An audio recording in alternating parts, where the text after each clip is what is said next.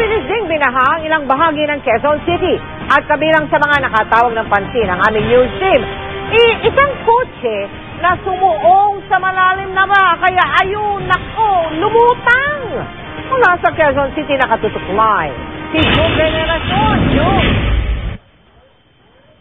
Well, wala nang baha dito sa may bahagi ng kanto ng Araneta Avenue at Irovegas Avenue dito sa lungsod nga ng Quezon. Di tulad kanina na tanghali at umaga kung saan hindi tumadaanan ng mga maliliit na uri ng sasakyan. At sa aming pag-ikot kanina, Nel, ay nakita rin namin iba pang parte ng Quezon City na lubog sa baha. Mataas na ang baha sa bahagi ito ng Mother Ignatius Street nang mapadaan kami kaninang umaga. Kaya ganoon na lang pagsaka namin at ng mga tao sa kalsada nang biglang lumusong ang sasakyan ito. Walang kalaban-laban ng kotse, mataas ng baha.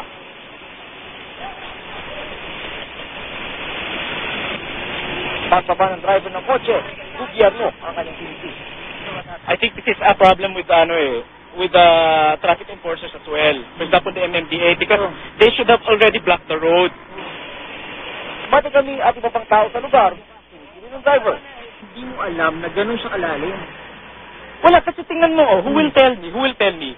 Really? Did you guys even tell me? Ay, well, nandito kami eh. O yun, sino ba yung mga nandoon? Nandito kami eh. Na-surprise nga kami. At sino yung mga nandoon sa side na yun? Did anyone tell? Wala, nobody even stopped. Nobody informed. It's like people were waiting for somebody to just do that. Pero hindi mo ba na-realize na baka malalim? Why do you inform? Bakit ako? Diba? Dapat i-inform. I should have been informed. Yun lang yun. Sa dami ng tubig na pumasok sa kanyang sasakyan, siguradong gagastos siya para muli itong umandar.